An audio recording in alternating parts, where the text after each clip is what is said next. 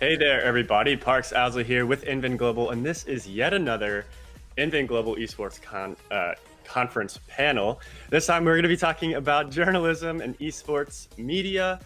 We've got a bunch of fine people here joining me. Thank you all so much for getting up early. For some of us, 10:45. It's kind of the middle of the night for some of us even.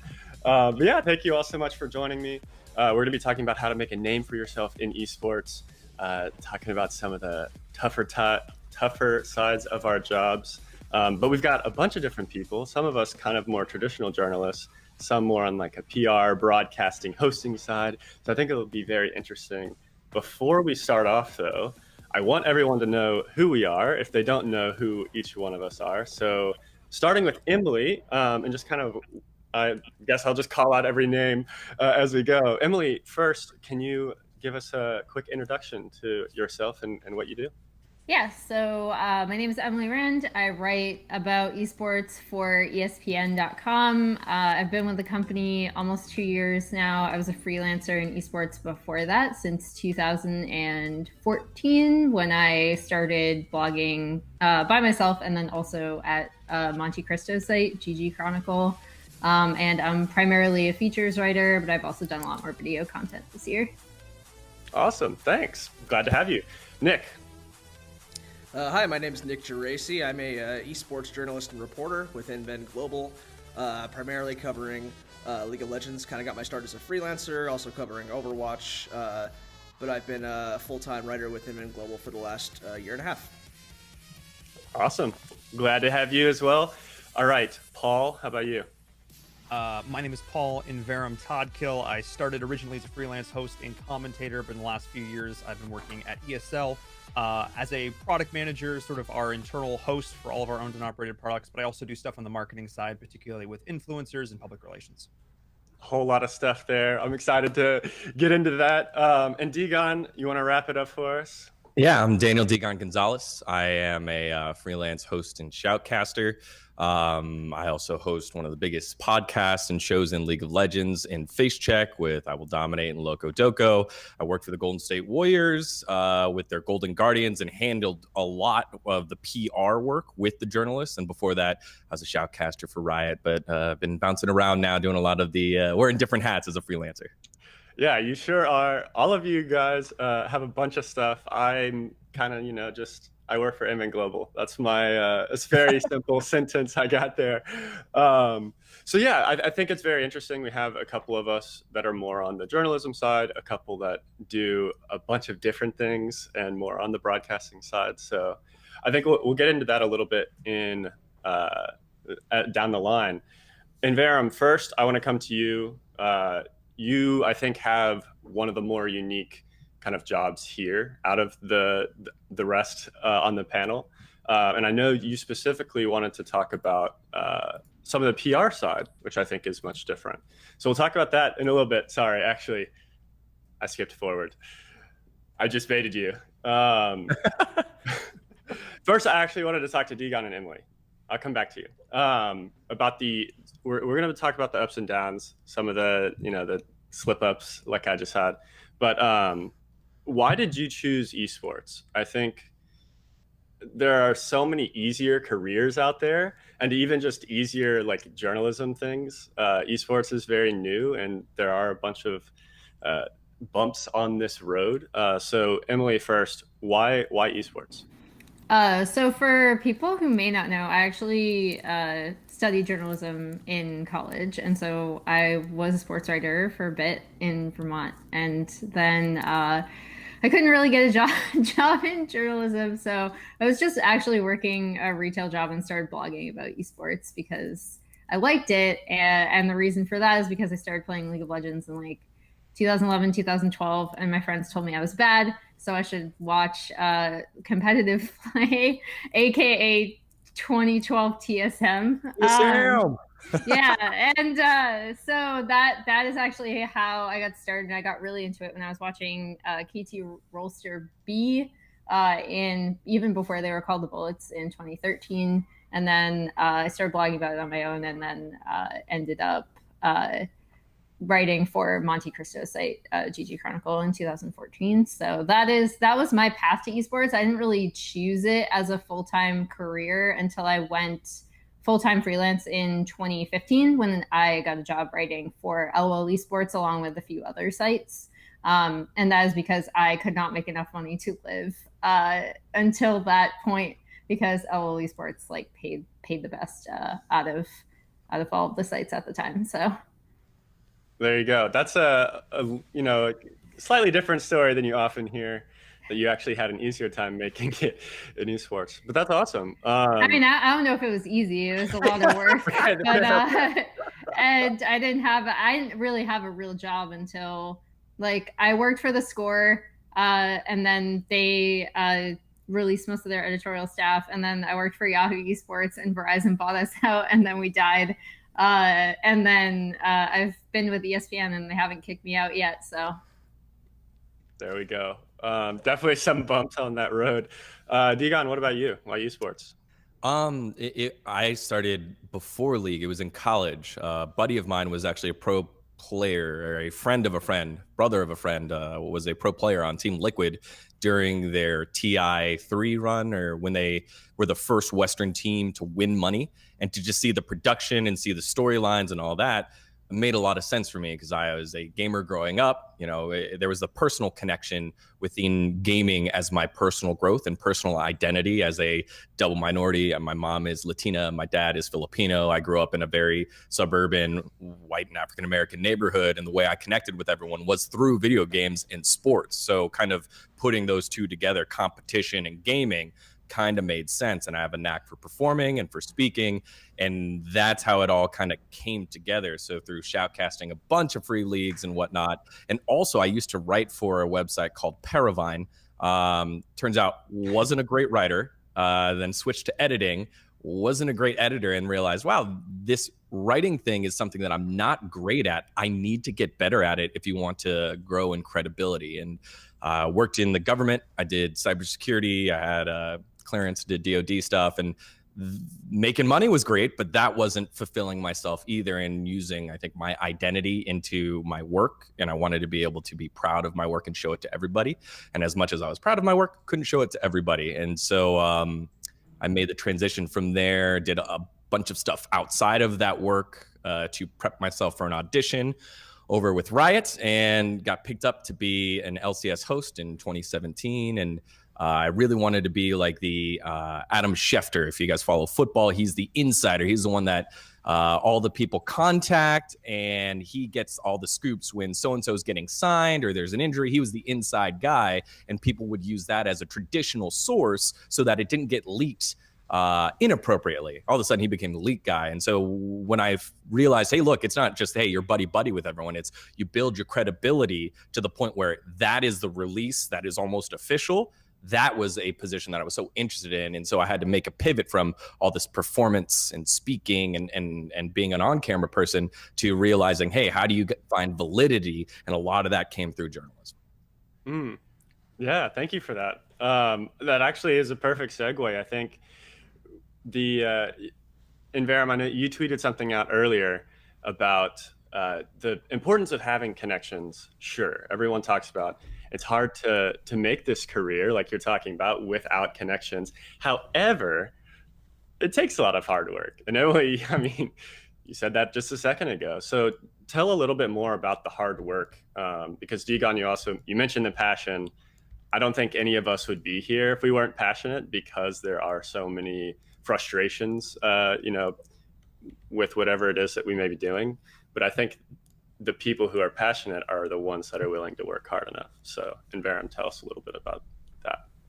Oh, for sure. I mean, I think work ethic of sort of above all, that's sort of going to separate the people who are going to make it in this industry, because oftentimes you sit down in a room, and I have worked in traditional marketing before I worked in esports, and some situations particularly, and I know Degon probably experienced this over on the government side, you say, hey, who wants to do this thing, and like no hand goes up, you know what I mean? But in esports, it feels like every, if you've made it in that room, if you're at the point like we're putting on a tournament, we're producing something, everybody's like, yes, let's do it. Every single person is willing to step up to the plate.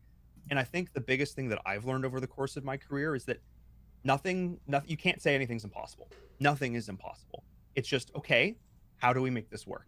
And it may not be the initial thing that you envisioned. And take an example, like any, I we're supposed to host and go do stuff at ESL1 Los Angeles. That obviously didn't happen. With Shrine Auditorium, weeks before, we went through 7 iterations of the plan to get to our initial, in this case, Degon and I worked on the Mobile Open finals. We went through 7 iterations of the plan to get there. From, we have this huge, massive stadium event. Okay, we're going to have fans. Okay, now we're not going to have fans, the audience, but the casters and the players are just like, okay, now they're going to be remote. And we went down the line until we were eventually at home. We went all the way from a full stadium to at home. And I think that just the sheer amount of work and effort and planning. And I'm not saying, here's the thing too, is there's perception in esports. It's like, you got to work 80 hours a week. That's the grind and blah, blah, that's not sustainable. You can't do that. You are going to burn yourself out if you do that. You've got to be smart about where you're putting your work. You need to identify what is going to garner the most success, and identify your goals. What are you trying to get out of this? And then find the smartest way to get there. But like you said, you are not going to make it in esports, whether it be strictly in journalism or PR, or like Degon and I on the broadcast side, if you don't have that drive. Yeah, I think that's something that people oftentimes will talk about. If you're working a full-time job and you want to get into esports, just start working on top of the full-time job. Just do whatever it is that you want to do. And if you like doing it on top of your other thing, great, dive in. But yeah, I think that's very important to call out. Another thing I think people oftentimes get backwards, and maybe it depends on the person, is a difference between freelance and full-time, and which one is actually more difficult. Nick Geraci, I know you said at the beginning you freelanced for a couple different people. I know you freelanced for Invin before you came full-time. What has your experience been like, differing from freelance work to full-time work? And which one do you think actually requires more work? I think it's hard to say. I mean, kind of like how Paul said, a lot of it comes down to what you're trying to accomplish in esports. I think that's the first thing you want to identify before you decide, like, and if that is just, I need to make a full-time living in esports because I don't want to do anything else, that's totally fine. But for me, it was kind of, I was working, I moved down to LA for a career in the music industry before moving over to digital marketing, and I started doing some freelancing of esports on the side, and it wasn't super great, pay or anything. But I come from the music industry where we spend $2,000 in a studio for nothing. So, I was like that meme, like, you guys are getting paid, like, it was great. So I didn't care about that at all. But that was something that I first started doing, in that regard, and kind of honing my craft and kind of going back to like, why am I doing this? Because otherwise I'm like, I could just work my full-time marketing job and be paid, right? Like, whatever. But it was, telling a story in a way that I think no one else can, that contributes to a community that I'm passionate to be a part of. And so for me, it was the transition was more so, how can I keep doing that in a better way? And so then moving full-time with Inven Global, that was because I felt like the best way for me to continue telling stories. That being said, there's plenty of people who, to this day, are, freelancers who just, they're so well established they can write for anyone at any point in time.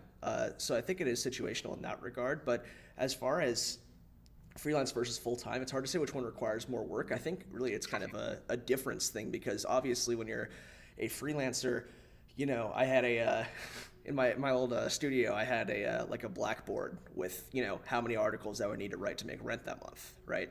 And that's a very different mindset from, oh, I am now, 40 hours or whatever it is of my week is dedicated to this full-time job. How can I work smart and be the most productive with that time? And those are two very different skill sets that I think is often overlooked. The things that are important for full-time employment aren't necessarily writing the best story, spending 5 days on the best story that might work, might not work. There's a lot of skills that you learn full time about stability, consistency, setting up structure, things that freelancing frankly just doesn't necessarily lend itself to unless you already have those skills as a human being. Yeah, I know that at least for me, my biggest difference was, oh, I have to write about things I don't want to, but also I don't have to stress as much. So definitely upsides and downsides to each. Dion, I want to come over to you really quick. You are someone who oftentimes works, well, at least in my perspective, you don't always have like an editor or a manager I mean, you do so much content creation, you're a host. And so I'm curious what it's like for you when you are trying to come up with an idea, when you're trying to be creative. I know you're a storyteller. How hard is that, and how does that change when you don't have someone kind of looking over you like, yeah, that's a good idea, or maybe tweak this a little bit, or I don't really think that's very interesting. How does that kind of complicate your process? Yeah, I think one thing that I am lucky to have and also just kind of worked at it is having an eye for quality and having an eye to see how the thing will finish, right? So it's like, hey, these are the multiple ways it could finish, kind of like what Paul was talking earlier, the 7 iterations of ESL 1 Los Angeles. He knew like, hey, these are the ways it could work.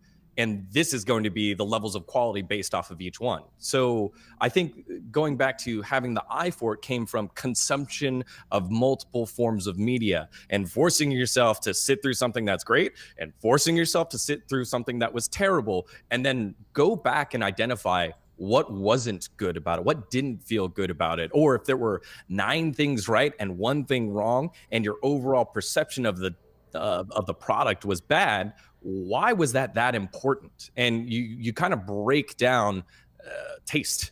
Basically, you try your best to try and figure out what creates something successful, what is important to yourself as a consumer, because you don't know if your taste is the same, but these generalistic ideas of what good is. And then from that, when you start creating ideas, is it worth the amount of good, the work that I'm about to put in? Because as you said, I don't have a manager, I don't have an editor, I don't have those things. And over the last 18 months, everything I've done has been through me as the business side of things. And as you grow and meet and learn, you find many other fantastic people that have that same drive or have a palette that is a great palette, but is different than yours. So now all of a sudden you have all these people that you can check from and double check from and understand, hey, look, this isn't a bad piece. This just isn't for this person. Is that okay? And if it's okay, then you can go ahead and move forward. So to me, it was cultivating the eye for what was good, the ear for what was good, the laughs that you get for certain types of things, and really checking on that first. And then once you have something, then putting your resources on that. And you have to be selective when you don't have that many resources towards, editors, or, if you know that the people that you're asking help from, it's something that it's a quick idea, it's free, you don't have the capital to pay them up front for their opinion, right? I would almost always, if we're getting someone to do something for us, you exchange. There's money, there's favor, whatever. But if it's an opinion, make sure it's brief, make sure you give them like a snippet. And if they're on it, you're on to something. If not, back to the drawing board, because you don't have the time and the resources to try and fix it and save it most of the time. Yeah. And quickly, just as a follow-up, I imagine a couple of us here are very organized. Are you very organized? Is that something that you can use to help you out?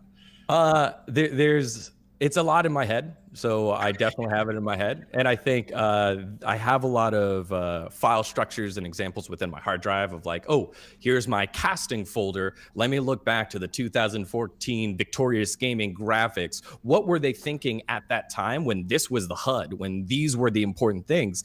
Have things changed in 6 years towards League of Legends? What can we learn from League of Legends that we can apply to PUBG and PUBG Mobile? can I use any of this stuff and hand it on over to the bigger fish that I've met and provide value that way? So there's like a repository, and you just have to go back into it. You organize it the way it works for you when you're freelance. When you're working with other people, you guys have to understand how it's organized so that they can efficiently use it as well. Yeah, another just little difference between the freelance and full time. And Varum, I want to come over to you. I have an immense respect for how many different things you cover. I also have a little bit of imposter syndrome, which I feel like a lot of us go through, depending on where we are in our career. So I'm really curious how I went and checked your Twitter, and I think within 1 week you had Clash of Clans, Valorant, PUBG Mobile, and like one other game or something, all just like, oh, I'm casting this. Oh, 2 days later, I'm casting this other thing. How do you get to the point where you are confident enough in each different game, completely separate genre, that you can go on and be live broadcasting, talking about all of that in depth? Oh boy. I think broader topic, the idea of imposter syndrome. I think because that's something that I've talked to most people in esports. I actually think you find that even less on the casting side, because I'm going to be honest, you have to be a bit of a narcissist to think that anybody wants to listen to you for any period of time in casting. So I actually think you're going to find the least amount of that in commentary, but I think you're going to find things more in business and journalism and stuff. Oh, is my writing actually good? I feel like that's a really common thing I hear all the time. But sort of specifically to this, for me, it's the research, it's the time, it's the fact that I've got a very distinct way that I research the games that I cast. Because I am the host at ESL, I have to learn. I learned League of Legends to a point where I could. Originally, I was like, "Oh, you're going to be hosting the League of Legends desk for Collegiate." I was like, "Great, cool." And I've casted MOBAs. I did Heroes of the Storm. I did stuff in Dota. I was like, "Okay, this is fine." League of Legends, no problem. And then like 10 days out, they're like, "No, you're casting," and I was like, "Oh." Okay, so Degon will attest to this. I had a spreadsheet. I had a friend help me build a spreadsheet where I could put in every champion in the draft and it would autofill. I manually typed every ability name for every champion in the game. And so I could, on the draft, I could come up with every single ability name for every single champion. It was one of the coolest tools I've ever seen anybody make, because a lot of the time for us old heads that are casters, you just straight memorize. You make flashcards and you memorize it. Paul did not have that luxury. It was kind of thrown upon him, and he put in the work to build that thing. And then within, like, I would say maybe like half the season, 4 weeks, he had most of it memorized. The meta champs were all good. He didn't have to use that too much anymore. It was a really cool thing. Yeah, so I think, again, it's one of these ideas of working smarter, not harder. It's like I could sit and try and flashcard, and I know, like, thinking back to Heroes of the Storm, like casters like Gillyweed, she would literally flashcard every single talent for every single hero in the game. But realistically, especially if you are trying to branch out, which is something that I recommend everybody do, whether it be journalism or casting, don't shoehorn yourself to one game, to one title, to one genre, because that goes away tomorrow. And where are you? I think having a diversity in your portfolio is so important, which is why I feel comfortable going from something like PUBG Mobile to Valorant. And I'd never casted tac shooters before. It was a whole new experience for me, and learning the differences. And I'm gonna be honest, it wasn't very good at it, because I'm looking at it like a MOBA. That's not how you can look at it. And I feel like the same thing applies to, especially in things like public relations. You can't treat one announcement like you can another announcement, because the community that you're speaking to can be fundamentally different. What's the age group? What are their interests? Is it more competitive leaning? Is it more casual leaning? These are all the things that you need to keep in mind when you're generating this kind of content. Who is the audience that you're speaking to? Mm-hmm. Yeah. I think that's very interesting. I think I do want to still circle back to the PR side. And honestly, anytime that one of us has an answer that just is interesting to you as someone who does more PR than most of us, just hop in. If you have any like nuanced opinion about like, oh, well, here's how it can be viewed another way, hop in.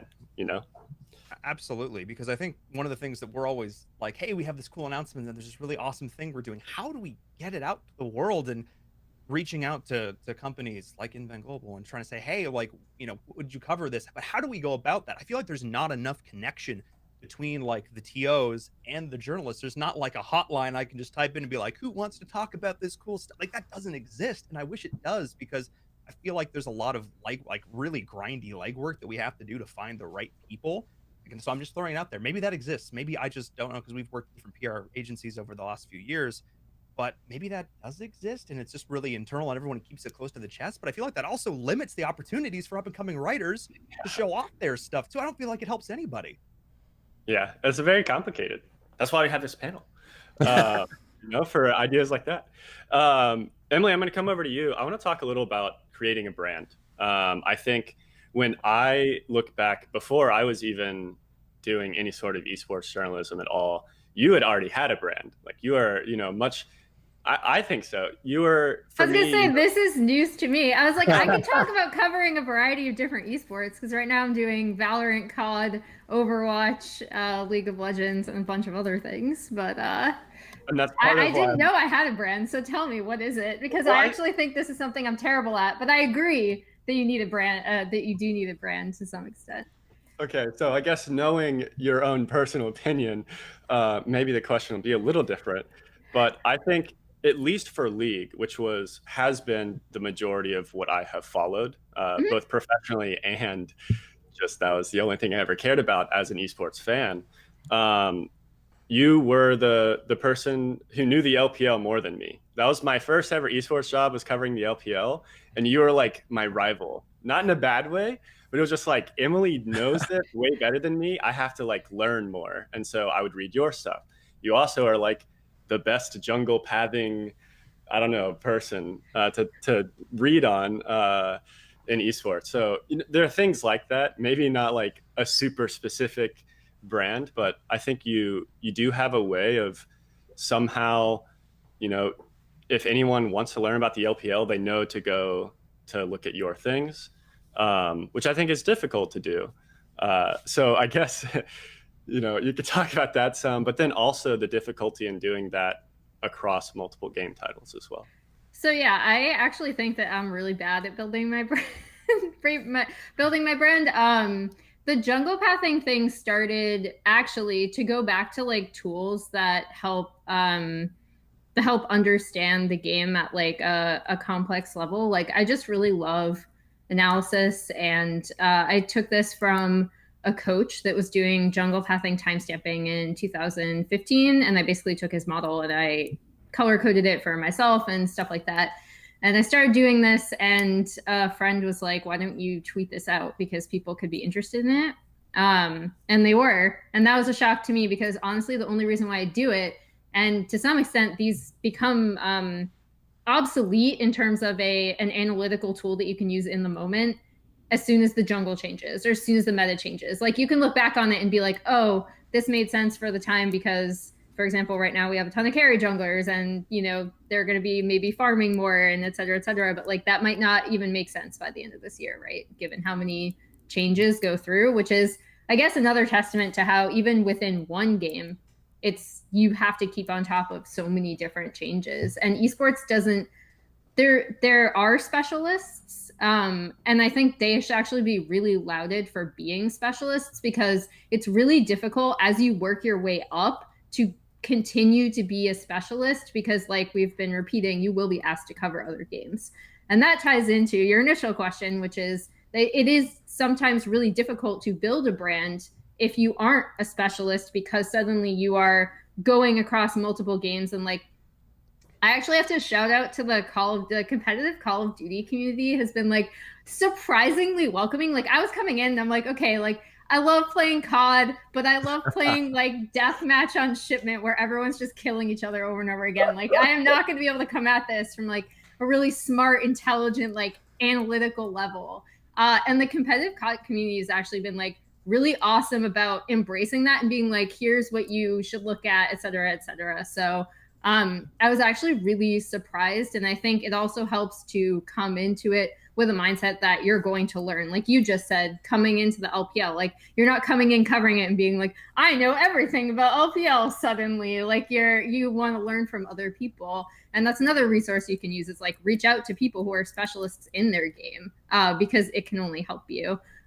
One person I do want to point out that I think has been insane at building her brand is, and that someone I always bring up, is Ashley Kong, who is the LCK interviewer really like League of Legends specialist. She's branched into LEC interviews now that she is popular enough, but her bread and butter and the thing that she honestly cares about more than anything else is bringing the LCK and translating that kind of content, be it streaming content, be it solo queue content, doing interviews at the venue, that kind of thing, and bringing it over to the West to further a better understanding of players in LCK, and kind of removing that like cultural barrier that's always been there because of just language. And she has built like an insane brand for herself through Reddit and Twitter and her translations. So I think like in my opinion, she's like the best example in esports journalism right now of someone who has really honed in on a niche and been able to transform that into an entire brand.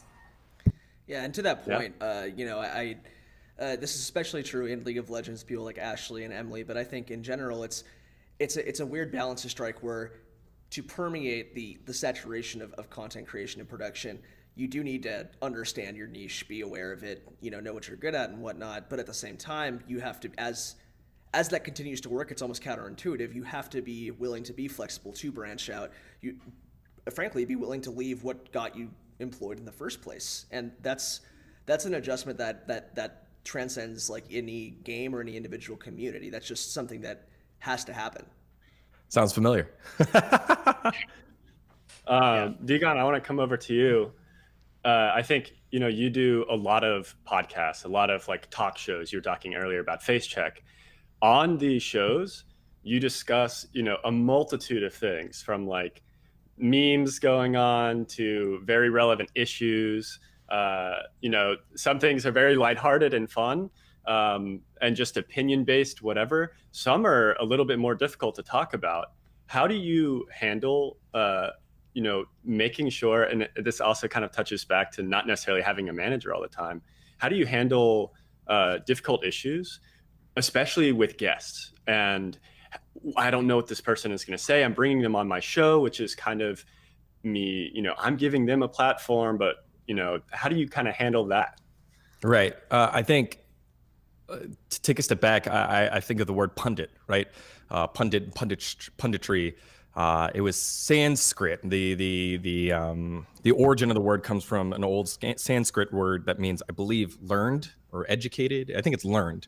And so we have so many pundits now, people that just talk and spew out opinions. You look at the news and you can look at the right media or the left-wing media or all that, and everyone has an opinion. But if you wanted to get to journalism, right, or you wanted to be true to it, there's like a 3-letter acronym, VIA. I think it's verification, independence, and accountability. So verification of the information that you're giving, independence of what your intentions are while you're giving that information, and then accountability for what you say. And so although the takes that we do sometimes are pretty hot, they're incendiary sometimes, I make sure that what they're saying, they mean it, or they have information beforehand. And usually a lot of the time we'll talk about it either before or after, just to verify with each other. We don't have to necessarily verify outwardly. You don't need to put out your sources, but you need to trust that, hey, look, if you're saying something, it has to be true. We don't want it to be just falsehoods that we're just spewing out. It has to be true. And then what is your thought process behind it? And a lot of the time we'll explain that on the show. So when it comes to sensitive topics, I look to, for example, when the president was elected, there were the talk show hosts that also brought them on. And some of the talk show hosts were journalists beforehand. A lot of them were comedians beforehand. And I wanted to see how they presented their conversations and how do they take on those things. And a lot of the time it's just lay the idea out there for the facts that it is first, just facts first, right? And push it that way before you start putting an opinion on it. And I think by doing that, it's like, hey, look, this is the journalistic part of our research. This is the work that we've done. And now what we're doing is laying an opinion on it and changing it around it and putting the entertainment spin on it. And we're usually trying our best to make sure that, hey, look, this is the hard facts. This is indisputable. This thing happened. And then here are some historical facts that also support that. For example, when a player gets benched, let's say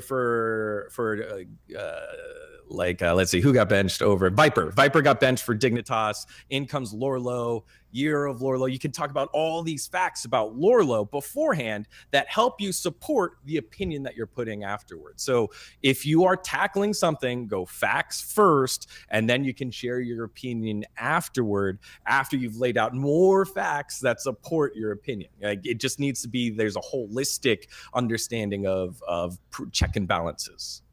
Mm-hmm. And Varam, I saw you nodding a lot. Obviously, you know Degon well. From the business side, from a more PR side, facts first. Is that, I guess you just agree with that? Oh, absolutely. And I think for us too is, especially on the PR side, you're conveying a message. So I think it's fun because I talked about it, and you mentioned the tweet earlier, because a PR is the intersection of journalism and business. Because while it is a marketing tool on the business side, it's obviously also important about how we actually present the information going forward as a pure like journalistic. We had X thousands of players that sign up to this thing, and you should get in. Like, that's how we look at it. But really, presenting the facts to the audience, why this is important to, let's say, the North American esports scene, or why this is important to the Chinese League of Legends scene. These are the things at their core that are there.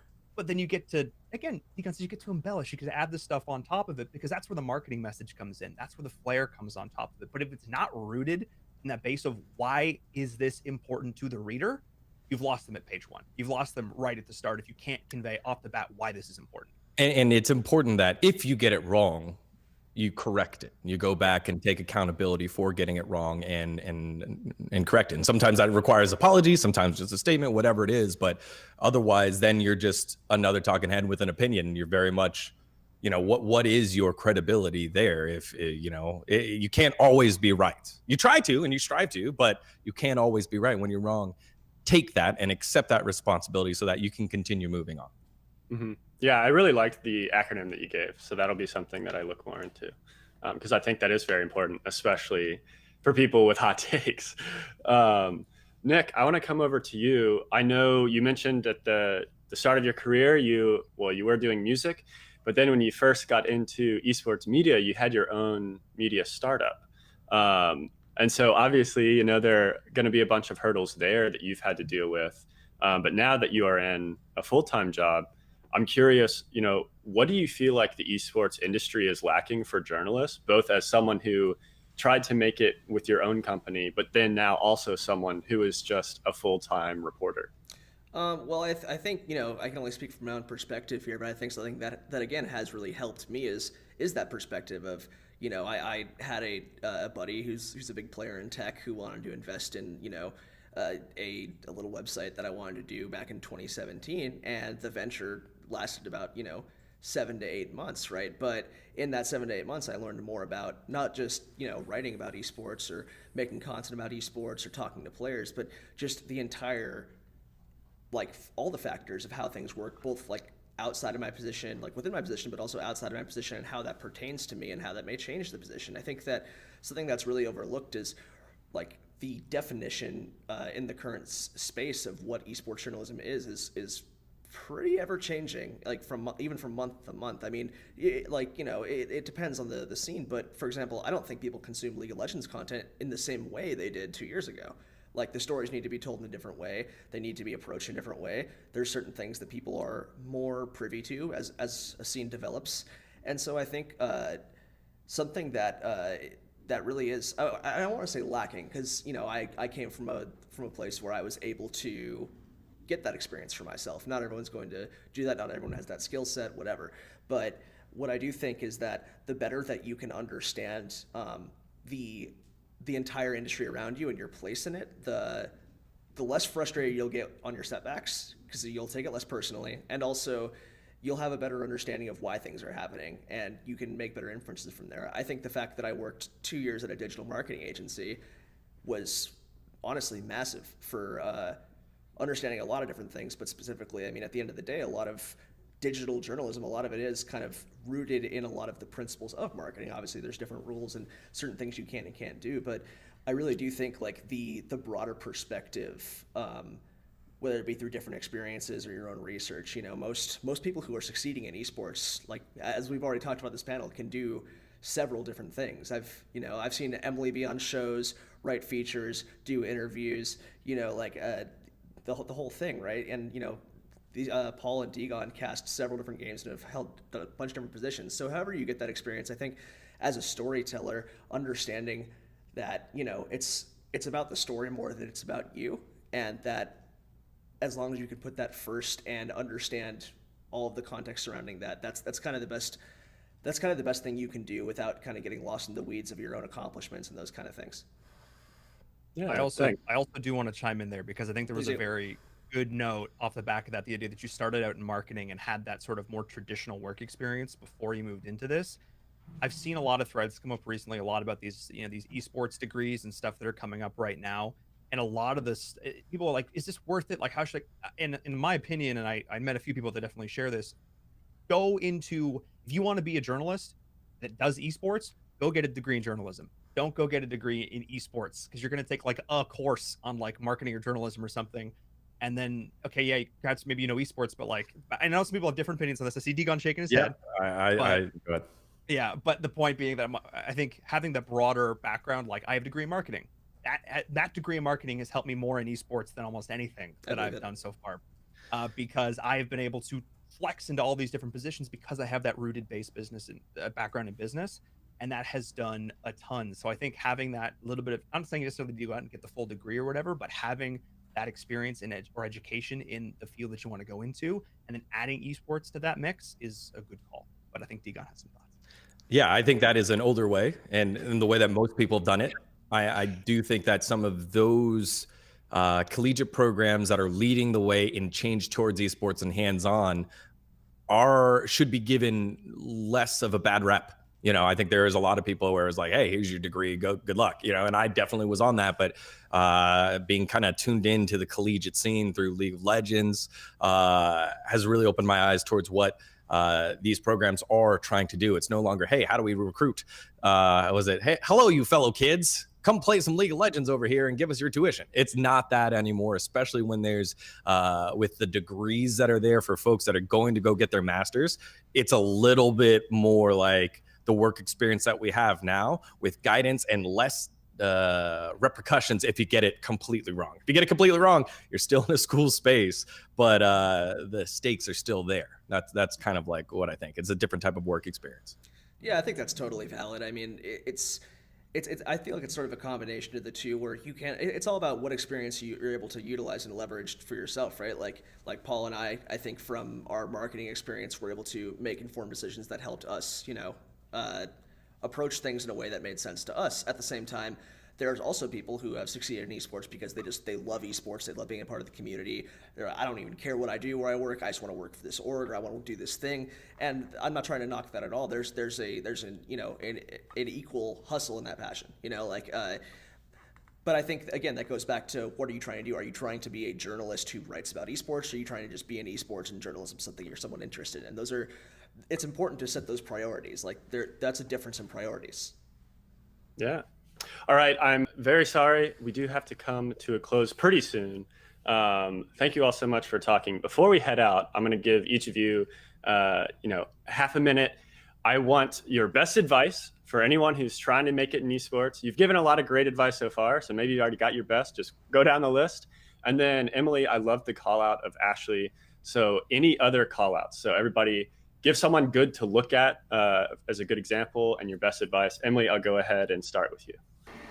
I'm trying to think, because I always get this question and my answer is like, don't sleep also, but don't be me. Because like everyone's like, how do you do this? And I'm like, I don't sleep and I don't have a social life. And that's like not going to be the answer for everyone.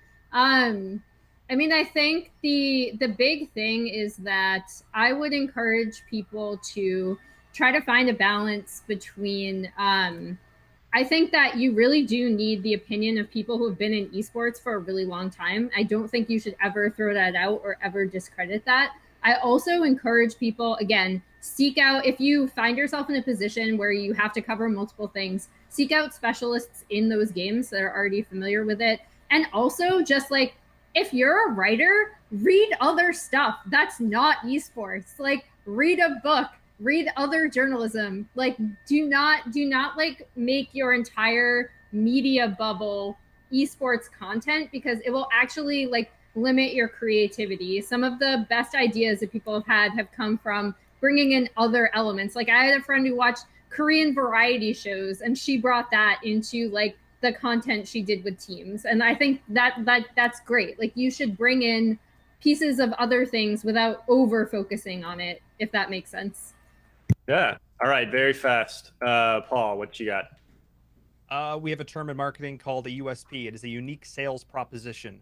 Find that for yourself. Find the thing that you do better than anybody else. Find a thing that makes you unique, that makes you special, and own that thing. Awesome. Nick? Define making it to yourself before you try to make it. I think that if you are better at understanding what you want to accomplish, because a lot of people, they'll be like, I want to do this, and they kind of tag it to an ideal. I was guilty of this. I read a lot of Tyler Erzberger, and I was like, that guy's a great writer. I like his style. He has some traditional sports background and stuff, also, at least in terms of his knowledge. But you want to make sure you define that, because you can learn from reading other people and that stuff. But if you look at anyone established right now, and you want to be like the next them, one, you won't do that by just copying their strengths, and two, you will learn absolutely nothing from how they made their way up, because they're already there. They're already in step 7, 8, 9, 10 of their journey, and you're at step 0. So, define making it to yourself before you try to make it, and then let that influence the decisions you make. Take what you can learn from people, but also, like Emily said, be aware of the old ways, but be aware that those are also changing in certain aspects. Yep. And it is 11:30. So Digon, do you have anything really quickly before we head out? Yeah, research, stick to the truth, and be empathetic with everyone that you work with. I promise it'll come back and help you. Yeah, I love that. Thank you all so much. This has been the panel on how to find a career in esports journalism. Thank you all so much for joining. We are going to go to a quick break, and then we have a bunch more panels for you today. So please stick around.